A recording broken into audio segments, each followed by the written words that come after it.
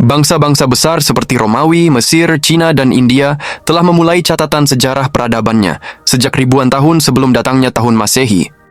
Sementara di Indonesia sendiri masih menjadi misteri hingga saat ini. Mengingat saat ini belum ada bukti tertulis bahwa ada kerajaan di Nusantara pada rentang waktu sebelum Masehi. Peradaban Nusantara pada zaman itu masih hitam dan perlu penelitian lebih lanjut oleh para ahli arkeolog dan sejarawan. Sejarah Nusantara sendiri baru tercatat dalam tinta sejarah pada saat abad keempat setelah Masehi, yaitu Kerajaan Kutai, yang disebut menjadi kerajaan pertama dan tertua di Indonesia.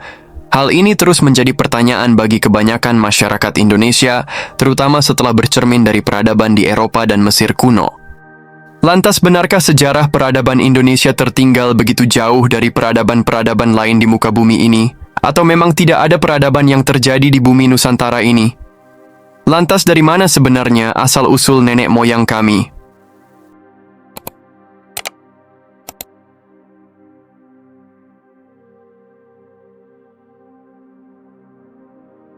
Jika dilihat dalam sejarah, bisa dikatakan Indonesia baru memiliki catatan sejarah yang resmi paling tua adalah pada Kerajaan Kutai Martadipura, dengan bukti prasasti Yupanya sebagai sejarah yang harus dilestarikan.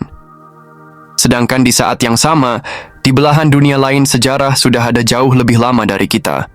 Seperti Mesir, Cina, India, hingga di Eropa sudah lama telah mencatat sejarahnya jutaan tahun lalu. Titik awal mula peradaban di Indonesia pada periode sebelum Masehi adalah percampurannya dengan bangsa Austronesia, yaitu bangsa pendatang yang telah mendiami daratan Taiwan, Hawaii, Australia, hingga Selandia Baru. Kebanyakan orang Austronesia memiliki penampilan serupa dengan orang Indonesia saat ini, seperti kulitnya yang berwarna coklat, berambut ikal, dan mempunyai tinggi badan serupa dengan kebanyakan orang Indonesia.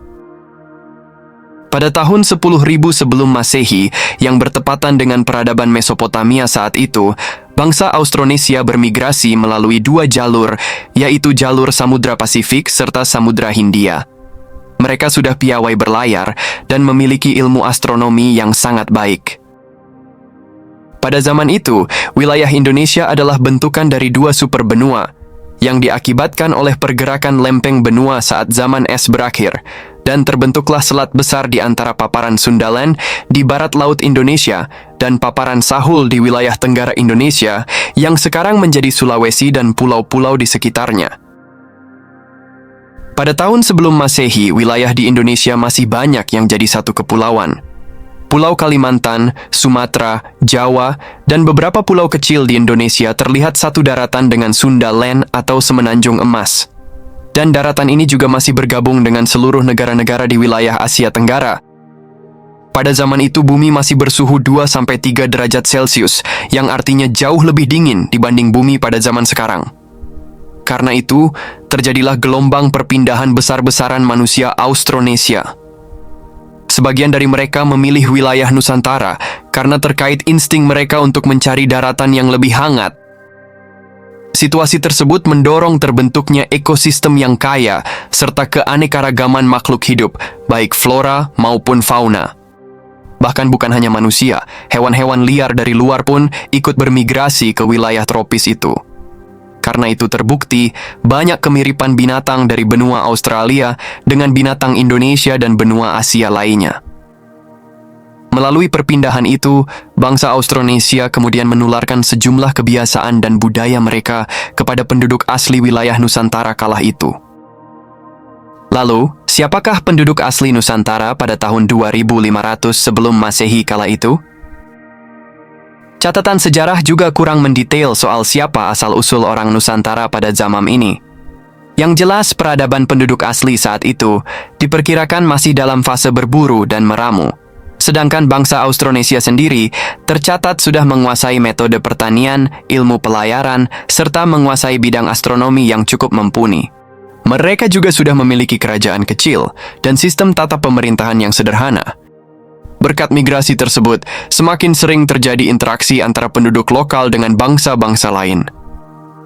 Para sejarawan juga berpendapat apabila ada pertemuan peradaban di Nusantara pada tahun 2000 sebelum Masehi, seperti pertemuan antara orang Barus di Sumatera Utara dengan Mesir kuno, penduduk Jawa dengan orang Yoyoi yang berada di Jepang, dan sebagainya. Bukan hanya soal migrasi orang Austronesia, sebuah studi dari Universitas Leeds Inggris menyimpulkan apabila penyebaran populasi orang-orang yang awalnya berkumpul di Sundaland juga terjadi karena perubahan iklim cuaca saat itu. Ketika es mencair di zaman itu, permukaan air laut menguap hingga lebih dari 20 meter tingginya, sehingga banjir besar menyebabkan beberapa bagian Sundaland tenggelam. Yang kemudian terciptalah Laut Jawa, Laut Cina Selatan, sekaligus ribuan pulau yang membentuk di Indonesia dan di Filipina saat ini. Para penduduk yang tadinya berkumpul di satu wilayah itu, kemudian terpaksa bergerak lagi untuk mencari tempat yang lebih aman. Mereka berpencar-pencar sambil menjauhi pesisir dan masuk lebih dalam lagi ke kepulauan itu. Alam kemudian memaksa mereka untuk beradaptasi dengan pegunungan dan hutan hujan tropis. Seiring berjalannya waktu, mereka pun menciptakan budaya-budaya di daerah masing-masing singgahannya. Barulah setelah zaman mulai memasuki tahun Masehi, berdirilah kerajaan-kerajaan besar di wilayah Nusantara. Seperti Kerajaan Kutai Martapura di Kalimantan Timur, yang tercatat berdiri pada abad ke-4 Masehi, Kerajaan Sriwijaya di Sumatera Selatan yang berdiri pada abad ke-7 Masehi, dan kerajaan-kerajaan lainnya yang mulai meluas di bumi Nusantara.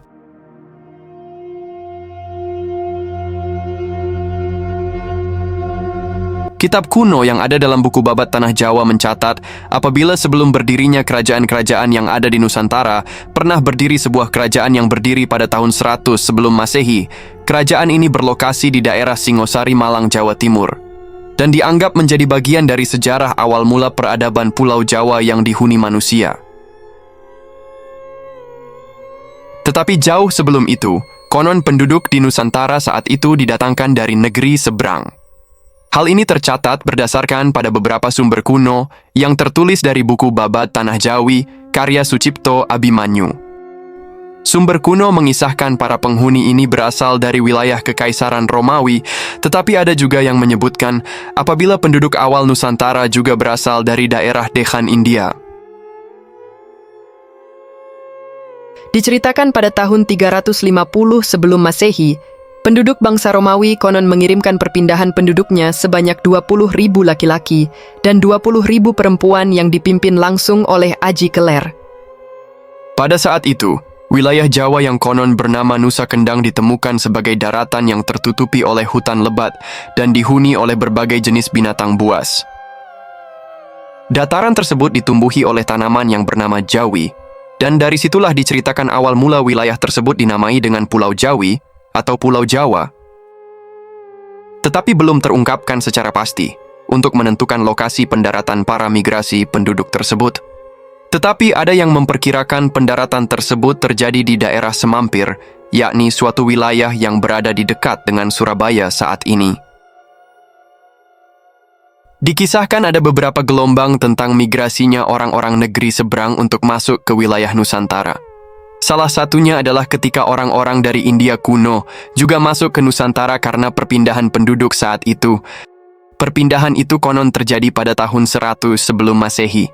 Yang terjadi karena perpindahan penduduk yang terdiri atas orang-orang India yang menganut agama Hindu Waisya. Mereka merupakan mayoritas para petani dan pedagang. Mereka juga kemudian menetap di wilayah Pasuruan dan Probolinggo saat itu. Mereka juga secara perlahan membuat koloni-koloni dan beranak pinak di bagian selatan Pulau Jawa yang berpusat di daerah Singosari, Malang. Benar tidaknya teori Singosari ini masih belum jelas keasliannya, dikarenakan sangat sulit untuk menelusuri jejak-jejak peradaban yang berada di wilayah Nusantara ini.